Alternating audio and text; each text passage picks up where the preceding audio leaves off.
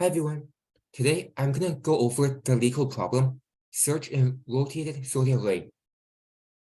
So now this question is kind of similar or pretty similar to another question in the blind 75 list, which is the find minimum in rotated sorted array. So now let's read the question. There is an integer array nums sorted in ascending order with distinct values.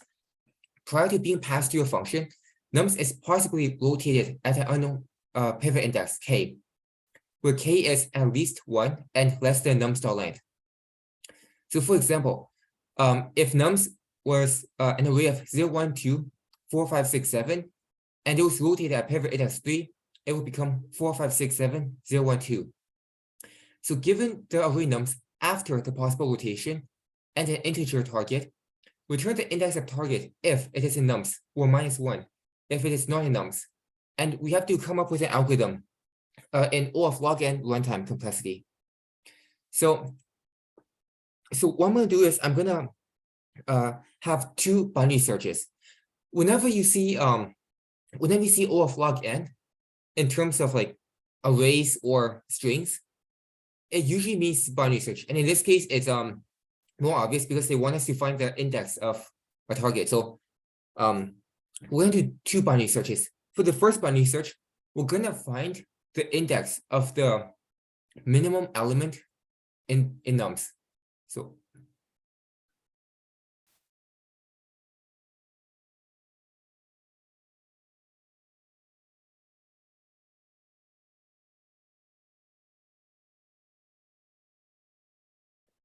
we're going to find the index of the minimum element in nums.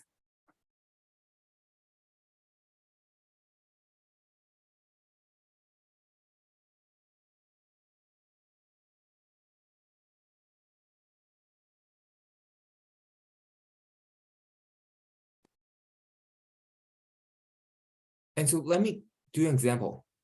So for example, let's say this was the original nums array before any rotation, and it got rotated to this.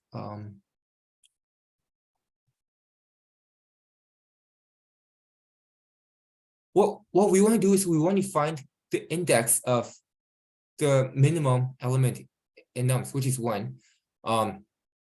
Because the reason for this is because we know that this part is in ascending order, and we know that this part is also in ascending order. It's just that when combined, the ordering is a bit weird. So what we can do now is, once we have the index of the minimum element in nums, we can basically divide the array into two parts. So this first part, I'll call it nums1. This is nums1. And the second part, which I'll call nums2. And we know that both nums1 and nums2 are sorted in ascending order. And now what we can do is we take our target value, our t, and we compare it with the first and last elements of any one of these two subarrays. It doesn't matter which. And for the purposes of my solution, I'm going to use nums2, but it's fun to use nums1 as well. So what we're going to do is we're going to compare we're going to compare like nums2. We're going to do this check. And basically, this tells us, okay, if this is true, then we will search for t in nums2. If this is not true, we will search for t in nums1. So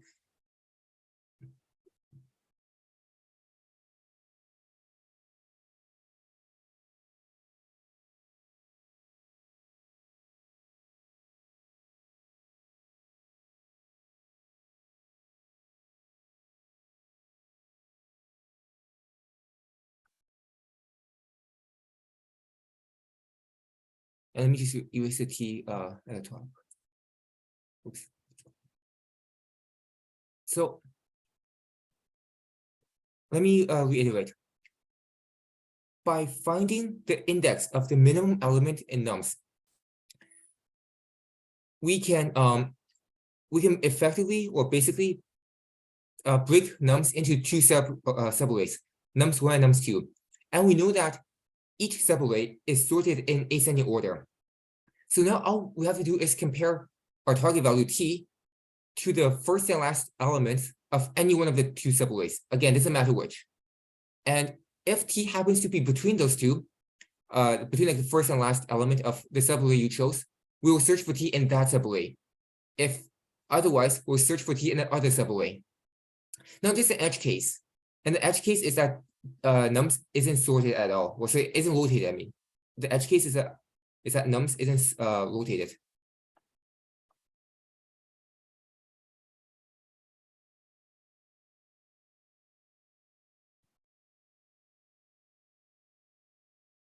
Now, in order to check for the edge case, we just have to do a simple if statement.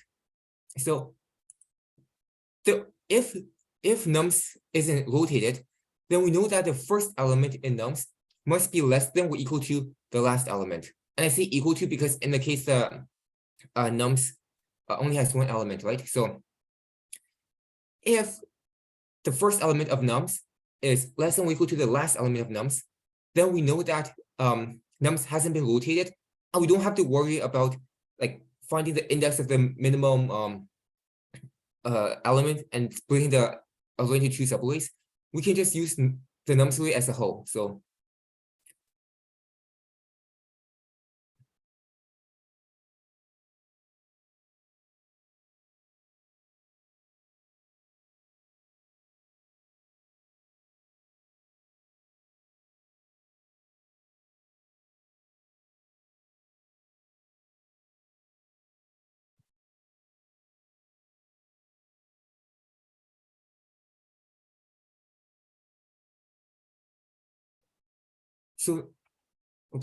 now this is basically our first binary search. The purpose of the first binary search, like I mentioned, is you find the index of the minimum element in nums, assuming that nums has been rotated, and then breaking nums into two separate subarrays and finding which subarray to search for t in. And in the edge case that nums hasn't been rotated, again, it's a simple if statement. We just check if the first element is less than or equal to the last element. And if that's true, we don't need to break nums up into the two subarrays. So that's the first binary search. This will be the second one. So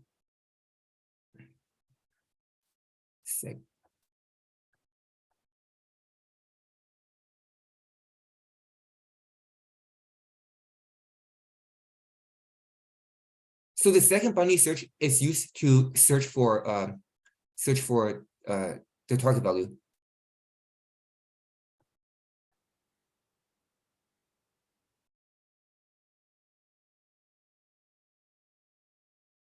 So what we can do is for a second binary search, we can create another function, and in that function we can pass the following. So I'll just call this I'll call this the binary search function. And so here we will pass the array. We will pass the target. We also have to pass something called a prefix length, which I'll explain very shortly what that does. But essentially, in this binary search function, it's your standard typical binary search. It's like, you have a left pointer, a right pointer, and you have a mid, and while left is less than or equal to right, you check if the midpoint is equal to your target. If it's not, you update your left and right pointers depending on the condition. This is standard binary search, so I'm not going to go into too much details about that for now. But this prefix length, so assume, like, for example, let's say that we're using nums2, right? When we if we're using nums2, we're gonna be passing this nums2 array in as this array, right? And be passing this nums2 array into our binary search function. Say our target is 1. Suppose that the array is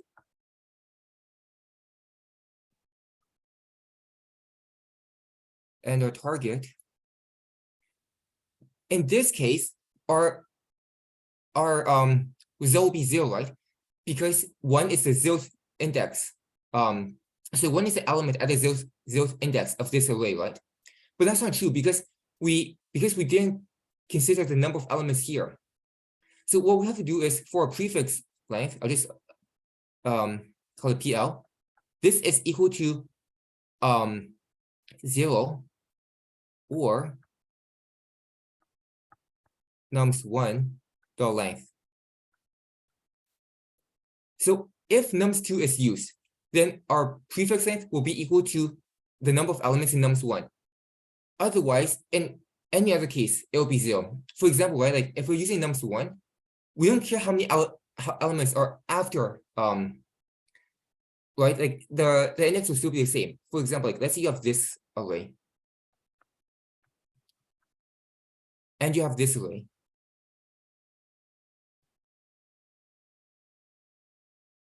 In both cases, take this 4, right?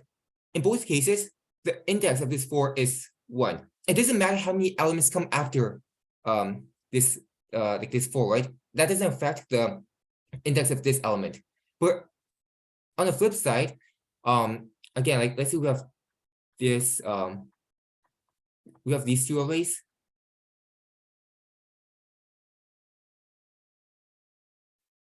For this one, the number of elements before it does matter, and does affect which index it is. In this case, it will be index 3.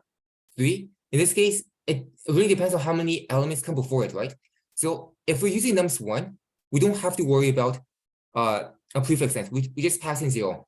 And if we're dealing with the edge case, we haven't wrote if we're dealing with the edge case, we don't have to worry about the prefix length as well, right? Because we're not splitting up nums. We're using nums as it is. It's only the case in nums2. We need to know how many elements came before like the first element of nums2 to get the correct index. So that's pretty much it in terms of the algorithm. Let me show the code. So here, right, this part, this is the check to see if nums has been rotated before. So if this is true, if the first element in nums is less than or equal to the last element in nums, then we know that nums hasn't been rotated. So we just use nums as it is. And that's what you see for the binary search function, we pass in nums as well as target, and our prefix length is 0. Now for this part, this is going to be our first binary search, finding the index of the smallest element. And here, right? So the way we find the smallest element is that every other element that has a prefix in nums, it will be bigger than its prefix, except for the smallest element. So for example, like here, right? 3 doesn't have a prefix, so we ignore it. But 4 is bigger than 3, 5 is bigger than 4, 1 is smaller than 5, and 2 is bigger than 1. So if nums was rotated, each element will be bigger than its prefix, assuming there is one, except for the smallest element. And that's how we can find the smallest element. And so if target is between nums mid and nums and the last element, so again, we're using nums2 as a comparison. It doesn't matter if if you want to use nums2 or nums1, either way is fine. But here we're using nums2 as a comparison to see if target belongs in there or nums1. So if this is true, that means that target can only be a nums2. It can't be a nums1. So we pass this. We pass like the nums2, the target, as well as the number of elements in nums1 to this binary search function.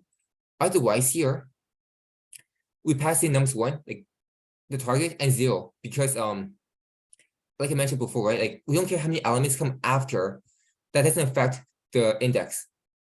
And here, this is a typical binary search algorithm. You have your left pointer, your right pointer, and while left is less than or equal to right, you have your mid pointer. You check if the middle element is equivalent to target.